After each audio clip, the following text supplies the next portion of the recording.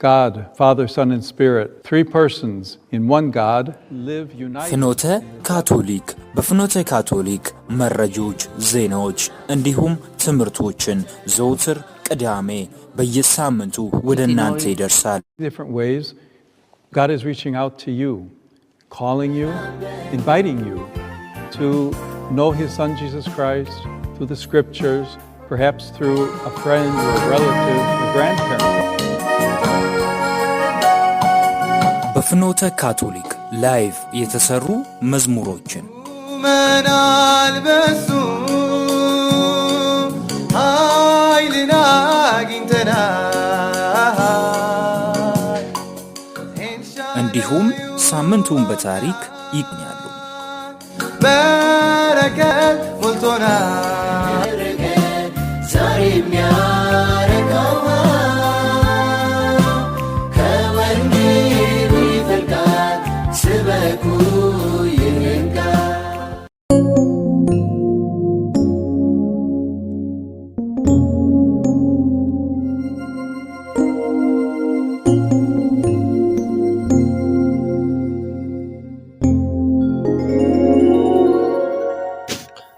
ሰላም ጤና ይስጥልን ውድ የፍኖተ ካቶሊክ ቤተሰቦች እንዴት ናችሁ?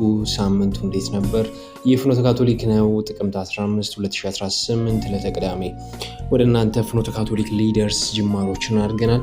በዛሬም ቆይታችን የተለያዩ መሰናዶችን ይዘን ወደ እናንተ የምንደርስ ይሆናል። በፍኖተ ካቶሊክ ዘውትር እንደምናደርገው በዜና ሰዓታችን የተለያዩ ዜናዎችን ወደ እናንተ ይዘን የምንደርስ ይሆናል። በላይቭ የመዝሙር ግብዣችን የተለያዩ ላይቭ የተሰሩ መዝሙሮችን ወደ እናንተ የምናደርስ ይሆናል። እንዲሁም ሳምንቱን በታሪክ ካቶሊክ ቤተክርስቲያን ፕሮግራማችን አበይት ጉዳዮች በሳምንቱ በካቶሊክ ቤተክርስቲያን የነበሩ ታሪኮችን ወደ ኋላ ሄደን የምንቃኝበት ፕሮግራም እንዲሆን እናንተ የሚደርስ ይሆናል። ስለዚህ ሁሉም ዝግጅቶች ሰዓታቸውን ጠብቀው ወደ እናንተ የሚደርሱ ይሆናል። እናንተም በያላችሁበት ሆናችሁ በተለያዩ ቦታ በስራ በጉዞ ላይ በተለያዩ ቦታዎች ላይ ሆናችሁ ፍኖተ ካቶሊክን በተለያዩ የሚዲያ አማራጮች ስለምትከታተሉ ከወዲሁ እናመሰግናለን። ፍኖተ ካቶሊካችን የዛሬ የመዝሙር ግብዣችን የሚሆነው የማርያም ወር ነው። በዚህ የማርያም ወር የመቁጠሪያ ወር እንዲሁም የተልእኮ ወር በመባል ይታወቃልና የማርያም መዝሙርን ላይቭ የተሰራ እንገባበዛለን። ዘማሪት ህይወት ፍቃደ ስላሴ ላይቭ የሰራችውን ማርያም እናቴ ላመስግንሽ የሚለውን መዝሙር ተገባብዘን ተመልሰን እንገናኛለን። ስንመለስ በዜና ሰዓታችን ፍኖተ ካቶሊክ ወደ እናንተ ሆነ ይቀጥላል። እናቴ ያስወደ መጅራፍ ሲገርፉ እያየሽ ልጅሽን እንደ ጅረት ውሃ አወረድሽ እንባሽን እንደ ጅረት ውሃ አወረድሽ እንባሽን ማርያም እናቴ ላመስግንሽ ላክብርሽ ክብርሽን በማወቅ እንድቀኝ ልጅ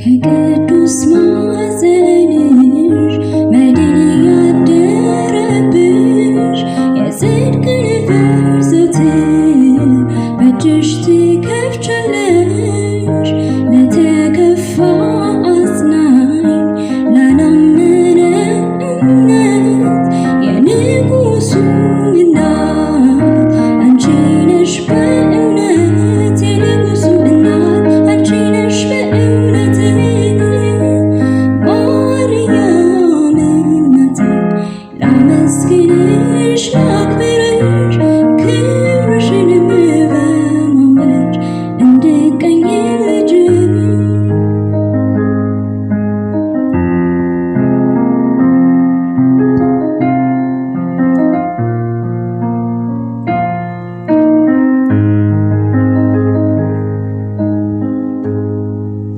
ፀሐይን ተላብሰሽ ጨረቃን ተውበሽ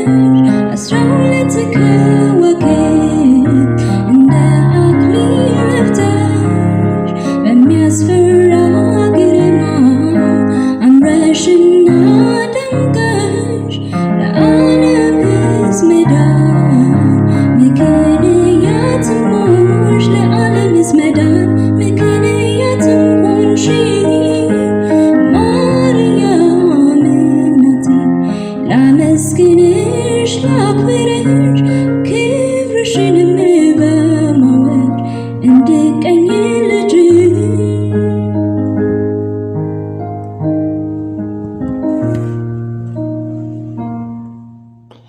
ማርያም እናቴ ላመስግንሽ በጣም ደስ የሚል መዝሙር ዘማሪት ህይወት ፍቃደ ስላሴ ላይ የሰራችው መዝሙር ተጋባብዘን ተመልሰን ተገናኘን።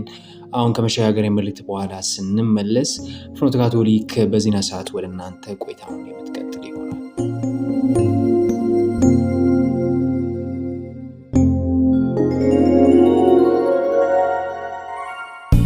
ወደ መጀመሪያው ዜና ስናልፍ ብፁዕ ካርዲናል ፓራውሊን በሁሉም አካባቢዎች የሚኖሩ ህዝቦች የእምነት ነጻነት እንዲከበር ጠየቁ።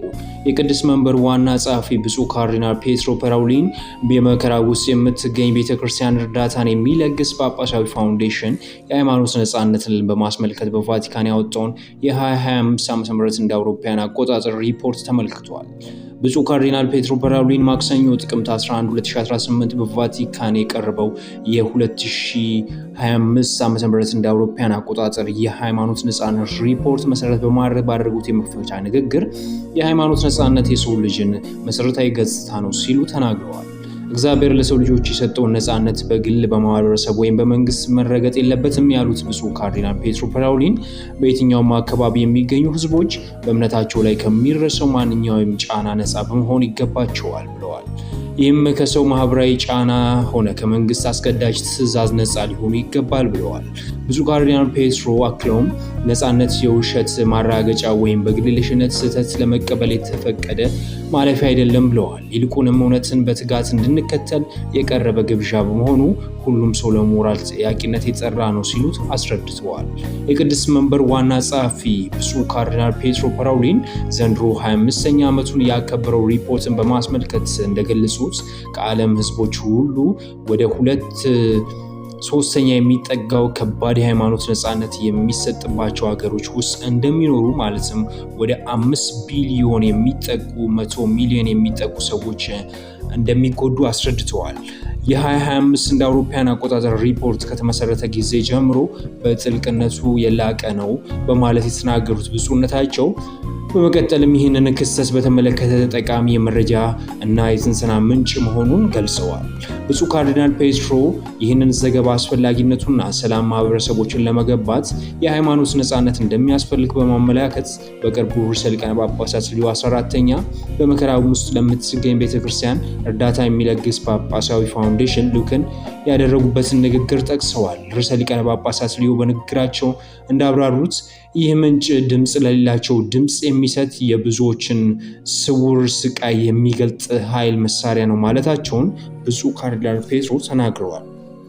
ርዕሰ ሊቃነ ጳጳሳት ሊዮ በተጨማሪም የሃይማኖት ነጻነት አማራጭ ሳይሆን አስፈላጊ ነው በማለት እያንዳንዱ ሰው በአምላኩ አምሳል ከተፈጠረው ፍጥረት ጋር የተቆራኘ በመሆኑ እያንዳንዱ ነፍስ እውነትን እንዲከተልና ፍትሐዊነትን ማህበረሰብን እንዲገነባ ኃይል ይሰጣል ብለዋል። ያለዚህ ነጻነት የህብረተሰብ ስነ ምግባር መዋቅር መበላሸት የማይቀር በመሆኑ ይህም ወደ ግጭት ይመራል ሲሉ አስጠንቅቀዋል።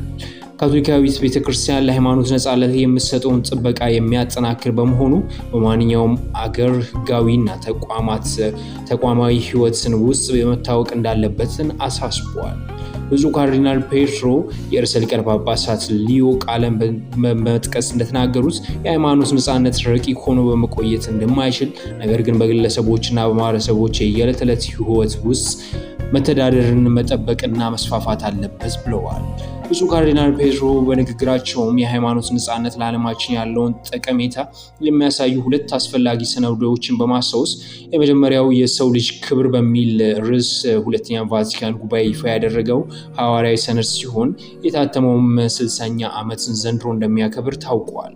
ሁለተኛው የዓለም አቀፉ ሰብአዊ መብቶች መግለጫ አንቀጽ 18 የወቅቱ የሰብአዊ መብቶችን ግንባታ የማዕዘን ድንጋይ የሆነውንና ከሁለተኛው የዓለም ጦርነት ወደር የለሽ ጭካኔ በኋላ የወጣውን አቻ የተሰኘውን ሰነድ ነው። ይህም መጣጥፍ የሃይማኖት ነጻነትን አስፈላጊነት በትክክለኛነት ያብራራ ሲሆን የግለሰቦችን እምነት፣ ቅድስናን በዘዴ የተሰነዘረባቸውንና ሌሎች በርካታ ጭካናዊ ተግባራቶችን ያስከተላቸውን የጠቅላላ ርዕዮተ ዓለም ውድቅ ማድረግን ይደግፋል ሲሉ ብፁዕነታቸው ተናግረዋል።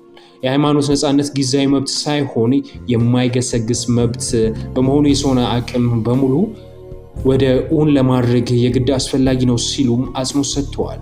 የጳጳሱ ፋውንዴሽን በወቅታዊ ሪፖርት እንደሚያሳየው የሰብአዊ መብቶችን መግለጫ አንቀጽ 18 ዛሬ ደናቂው የመካሪያ አዙሪት ውስጥ በቀላሉ የማይሰነዘር መሆኑን ገልጸዋል።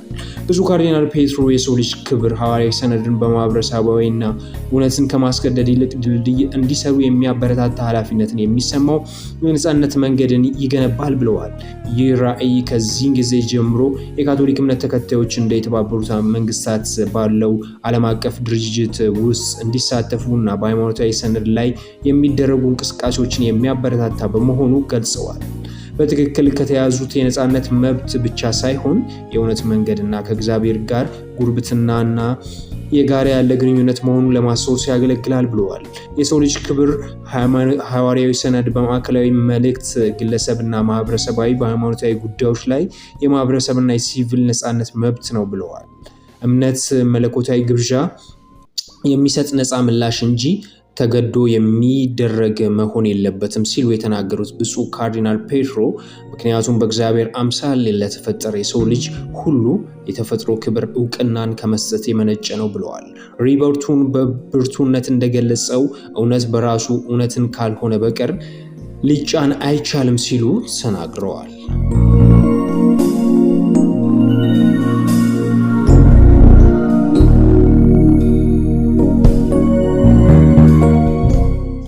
ርዕሰ ሊቃነ ጳጳሳት ሊዮ 14ኛ በማይናማር የተኩስ አቁም እንዲደረግና ጦርነት ባለበት ቦታ ሰላም እንዲሰፍን ተማጽነዋል።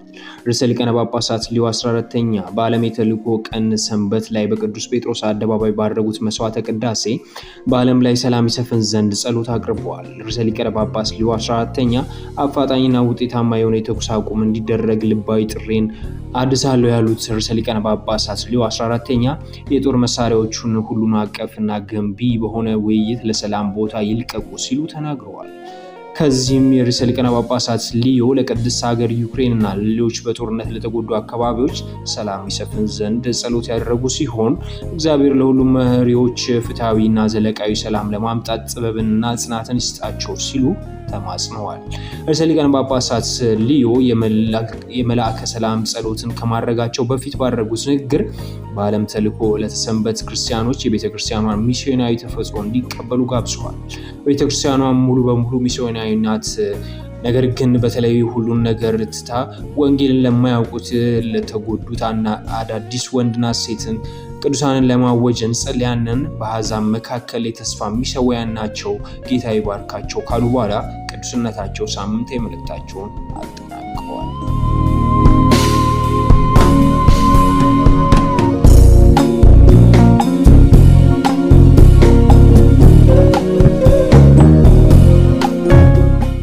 ርዕሰ ሊቃነ ጳጳሳት ሊዮ 14ኛ የክርስቶስ ትንሣኤ የሐዘን መድኃኒት ነው ማለታቸው ተገለጸ። ርዕሰ ሊቃነ ጳጳሳት ሊዮ 14ኛ ኢየሱስ ክርስቶስ ተስፋችን ነው በሚለው የበልዩ ዓመት መርሃ ግብር ሐሳብ ላይ በመመርኮዝ ሳምንታዊ የጠቅላላ ትምህርተ ክርስቶስ አስተምሮ ረቡዕ ጥቅምት 12 2018 ያደረጉ ሲሆን የጠቅላላ የትምህርተ ክርስቶስ አስተምሮ የክርስቶስ ትንሣኤና የዛሬው ዓለም ተግዳሮቶች በተሰኘው ርዕስ ላይ አድርገዋል። እርስ በርሳቸው በመንገድ ላይ ሳለን ሲነጋገርና መጽሐፍትን ሲያስረዳን ልባችን ይቃጠል አልነበረምን ተባባሉ። በዚያችም ሰዓት ተነስተው ወደ ኢየሩሳሌም ተመለሱ። 11ዱና ከእርሱ ጋር የነበሩትን በአንድነት ተሰብስበው አገኟቸው። እርሱም ጌታ በእርግጥ ተነስቷል፣ ለስምዖን ታይቷል ይሉ ነበር። እነርሱም በመንገድ የሆነውን እንጀራ በመቁረስ ጊዜ እንዴት እንዳወቁ ተረኩላቸው። ከሉቃስ ወንጌል ምዕራፍ 24 ቁጥር 32 የተወሰደ ነው። ርዕሰ ሊቃነ ጳጳሳት ሊዮ 14ኛ የኢየሱስ ክርስቶስ ትንሣኤ አንድ ሰው ማሰላሰሉና ማሰቡን በማያቋርጥበት ክስተት ነው። እናም አንድ ሰው ይህንን በመመረመረ ቁጥር አንድ ሰው በሚያስገርምና በሚያስደንቅ ብርሃን በመሳብ ይደነቃል። የእውነትን ትርጉም በራሱ ካሉታዊና ወደ አወንታዊነትን የለወጠ የህይወትና የደስታ ፈንዳታ ነበር። ነገር ግን በጣም ጥልቅና አስደናቂ ሁኔታ አልተከሰተም። በጣም አነስ ባለ ኃይል በእርጋታ በድብቅ አንድ ሰው በትህትና ሊናገር በሚችለው ሁኔታ ተከስቷል። ዛሬ የክርስቶስ ትንሣኤ በዘመናችን ካሉ በሽታዎች አንዱ ማለትም ሐዘንን እንዴት እንደሚፈውስ እናሰላስላለን። ጣልቃ ገብና የተስፋፋው ሐዘን ከብዙ ሰዎች ዘመን ጋር አብሮ ይመጣል። ይህም አስቸጋሪነት ስሜት ነው። አንዳንድ ጊዜ ጥልቅ የተስፋ መቁረጥ ስሜት። ይህም የአንድ ሰው ውስጣዊ ቦታን የሚያውርና ከማንኛውም ደስታ መነሳሳት በላይ የሚያሸንፍ ይመስላል። ሐዘን የሕይወትን ትርጉምና ጉልበትን ይሰርቃል። አቅጣጫ ወደ ሌለውና ትርጉም የለሽ ጉዞ ይለውጣል። ይህም በጣም ወቅታዊ ገጠመኝ በሉቃስ ወንጌል ምዕራፍ 24 ስለ ሁለቱ ኤማውስ ደቀ መዝሙር ዝነኛ ዘገባን ያስታውሳል። ተስፋ ቆርጠውና አዝነው በተሰቀለውና በተቀበረው ኢየሱስ ላይ የነበራቸውን ተስፋ እርግፍ አድርገው ትተው ኢየሩሳሌምን ለቀው ወጡ። በዚህም የመጽሐፍ ቅዱስ የመጀመሪያ ክፍል ውስጥ በጻፉት በመክፈቻ መስመሮች ላይ ይህ ክፍል የሰውን ሐዘንን ምሳሌን ያሳያል። ብዙ ጉልበት የፈሰሰበት ዓላማ መጨረሻ የሕይወታቸው ዋና ነገር የሚመስለው ነገር እንደጠፋ ይሰማቸዋል። ተስፋቸው ጨልሟል። የተስፋ መቁረጥ መንፈስ ልባቸውን ሸብሽቦ ይዟል። ሁሉም ነገር በአጭር ጊዜ ውስጥ አርብና ቅዳሜ መካከል በአስደናቂ ክስተቶች ቅድመ ተከተል ተሞላ። ወይም ርዕስ በእርሱ የሚጋጭ የሚመስለው አስተሳሰብ በእውነት ምሳሌያዊ ነው። ይህም አሳዛኝ የሽንፈትና ወደ ተራ ሕይወት የመመለስ ጉዞ ነው። ሙሉ በሙሉ የተጠናቀቀው የፋሲካ ድል የብርሃን ድል በተከናወነበት በተመሳሳይ ቀን ነው። ሁለቱ ሰዎች አሁንም በዓይናቸውና በልባቸው ላይ ታትሞ ወደሚገኘው አስፈሪው የመስቀሉ ትዕይንት ለጎልጎታ ጀልባቸውን ሰጡ። ሁሉም ነገር የጠፋ ይመስላል። ዝቅተኛ መግለጫ በመያዝና ለዚህ ክስተት እውቅና እንዳይሰጡ ተስፋ በማድረግ ቀድሞ ሕይወታቸውን መመለስ አለባቸው። በአንድ ወቅት አንድ መገደኛ ከደቀ መዛሙርቱ ጋር ይቀላቀላል። ከሙታን የተነሳውን ኢየሱስ ነበር፣ ነገር ግን አላወቁትም። መምህሩ ብዙ ጊዜ እንደሚገልጸው እና በሦስተኛ ቀን ከሙታን እንደሚነሳ የገባውን ቃል ኪዳን ዘንግተው ሐዘን ዓይናቸውን ሸፍኖ ነበር። እንግዲያው እየቀረበላቸው ሲመጣ ለሚናገሩት ነገር ፍላጎት እንዳለው ያሳያል። ጽሑፉ እንደሚናገረው እርሱም አብሯቸው የሄደ እርስ በርሳቸው የምትነጋገሯቸው እነዚህ ነገሮች ምንድናቸው አላቸው። እነርሱም አዝነው ቀጥ ብለው ቆሙ። ሉቃስ 24:17 ጥቅም ላይ የዋለውን የግሪክ ቅጽል ሁኔታ ያካተተ ሐዘንን ይገልጻል። ነፍሳቸው ሽባ ስትሆን ፊታቸው ላይ ይታያል። ኢየሱስ ያሳዘናቸውን የሐዘን ሸክም እንዲያራግፍ ፈቀደላቸው። ከዚያም በቅንነት እናንተ የማታስተውሉ ነቢያት የተናገሩትን ሁሉ ልባችሁን ከማመን የዘገየ ሉቃስ 24:25 ላይ በማለት ገጽታቸው። እናም በቅዱሳን መጽሐፍት ክርስቶስ መከራን መቀበል መሞትና መነሳት እንዳለበት በመጥቀስ ያስረዳቸው ጀመር። ሁለቱም ደቀ መዛሙርት ልብ ውስጥ የተስፋ ሙቀት እንደገና ተቀሰቀሰ። ከዚያም ቀኑ ሲመሽ እና መድረሻቸው ሲቃረብ ምስጢራዊ የጉዞ ጓደኛቸውን አብሯቸው እንዲቆይ ይጋብዙታል። ኢየሱስም ግብዣውን ተቀብሎ ከነሱ ጋር በማዕድ ተቀመጠ። ከዚያም እንጀራውን ወስዶ ቆርሶ ያቀርባል። በዚህ ጊዜ ሁለቱ ደቀ መዛሙርት አወቁት፣ ነገር ግን ወዲያውኑ ከዓይናቸው ተሰወረ። ሉቃስ 24:30 ላይ የተሰበረ የሚመስለው የሐዘን ምልክት የልባቸውን ዓይኖች እንደገና ይከፍታል። በተስፋ መቁረጥ የጨለመውን ራዕይ እንደገና ያበራል። እናም ከዚህ ሁሉ ነገር ግልጽ ይሆናል። የጋራ ጉዞ፣ የዋህ እና ኃይለኛ ቃል፣ የእውነት ብርሃን ወዲያውኑ ደስታ ፈነጠቀ። ጉልበት ወደ ደከማ አካላቸው ይመለሳል እና ምስጋና ወደ ትውስታቸው ይመለሳል። ለሌሎች ሁሉን ነገር ለመናገር ሁለቱ ኢየሩሳሌም ተመለሱ። ጌታ በእውነት ተነስቷል ሉቃስ 24:34 በማለት ያውጃሉ። በዚህ ተውሳከ ግስ ቃል ውስጥ በእርግጥ እንደ ሰው የታሪካችን የተወሰነ ውጤት ተሟልቷል። የፋሲካ ቀን ክርስቲያኖች የሚለወጡበትን ይህ ሰላምታ በአጋጣሚ የተከሰተ አይደለም። ኢየሱስ የተነሳው በቃል ሳይሆን በተግባር በአካል የሕማማቱን ምልክት በመግለጽ ለእኛ ያለውን የዘላለም ሕይወት ማህተም በማሳየት ነው። የሕይወት ድል ባለ ቃል አይደለም፣ ነገር ግን እውነተኛ የሚጨበጥ እውነት ነው። የኤማውስ ደቀ መዛሙርት ያልተጠበቀ ደስታ ገጠማቸው። ከባድ በሚሆንበት ጊዜ ለእኛም ቢሆን ይህ ረጋ ያለ ማሳሰቢያ ይሆንልናል። የእኛን አመለካከት በእጅጉ የሚቀይር የሐዘን ባዶነትን የሚሞላ ተስፋን የሚያጎናጽፍ ትንሣኤው ነው። በልባችን መንገዶች ላይ ከሙታን የተነሳውን ጌታ ከእኛ ጋር ለእኛ ይጓዛል። የቀራንዮ ጨለማ ቢሆንም የሞትን ሽንፈት ይመሰክራል። እናም የሕይወትን ድል ያረጋግጣል። ታሪክ አሁንም ተስፋ የሚያደርጉትን ብዙ መልካም ነገሮች አሉ። ትንሣኤውን ማወቅ ማለት ለዓለም ያለውን አመለካከት መለወጥ ማለት ነው። ያዳነንና የሚያድነን እውነት ለማወቅ ወደ ብርሃን መመለስ ማለት ነው። እህቶቼና ወንድሞቼ ከሙታን በተነሳው የኢየሱስ ክርስቶስ ፋሲካ ላይ በየቀኑ ነቅተን እንጠብቅ። እርሱ ብቻ የማይቻለውን ነገር እውን ያደርጋል ብለዋል።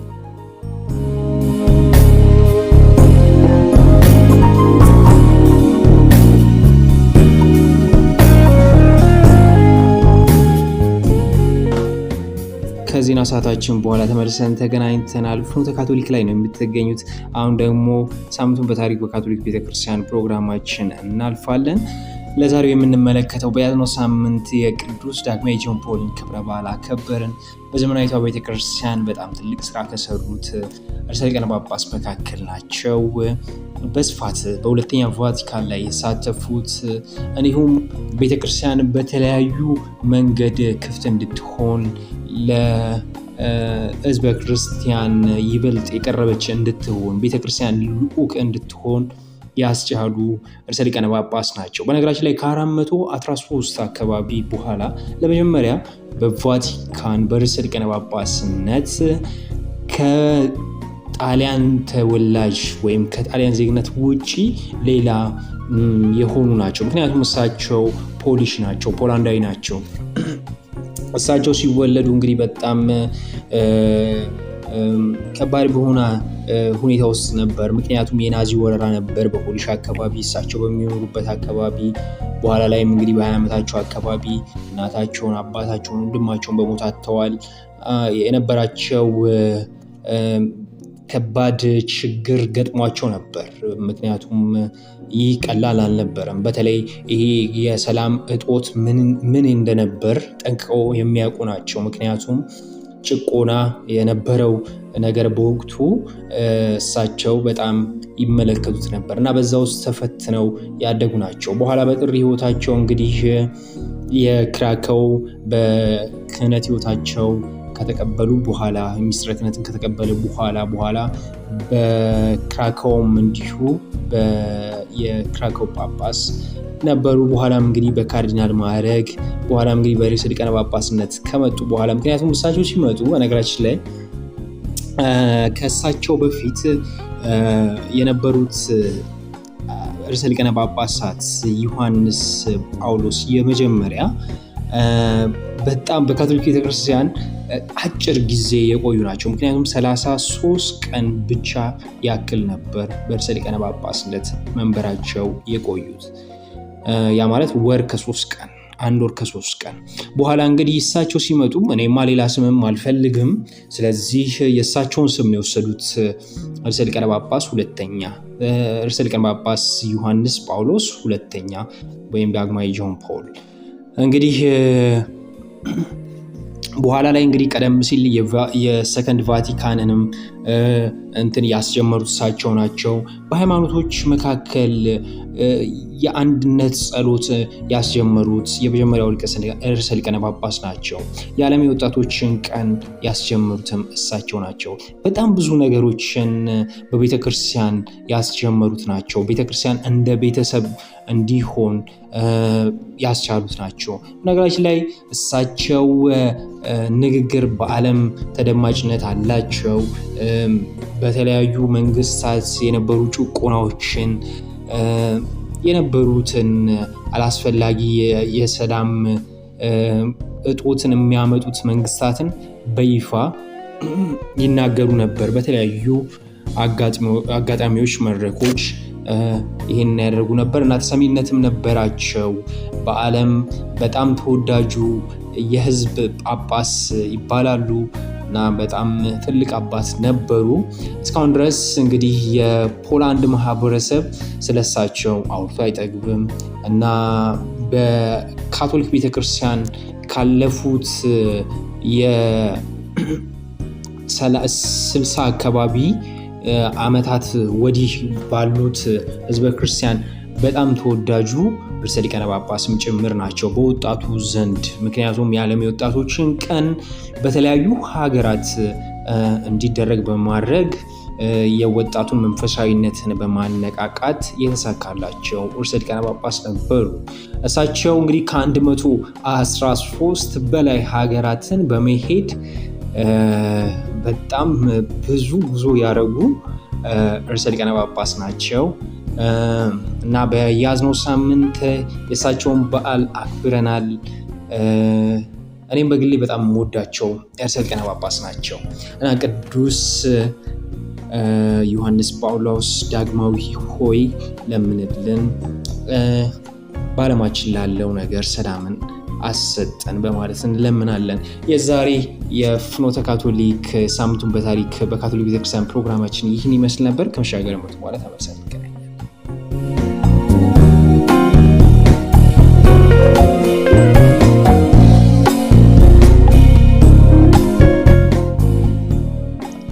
የጥቅምት 15 2018 የፍኖተ ካቶሊክ የዕለተ ቅዳሜ ፕሮግራማችን ይህን ይመስል ነበር። ፍኖተ ካቶሊክን በተለያዩ ቦታ ሆናችሁ ስለምትከታተሉ እጅግ እናመሰግናለን። በጉዞ በስራ በተለያዩ ቦታዎች ሆናችሁ የተከታተላችሁን ከልብ እናመሰግናለን። ሳምንት ፍኖተ ካቶሊካችን ሰዓቱን ጠብቆ ወደ እናንተ የሚደርስ ይሆናል። እስከ ሳምንት መልካም ሁሉ እመኝላችኋለሁ።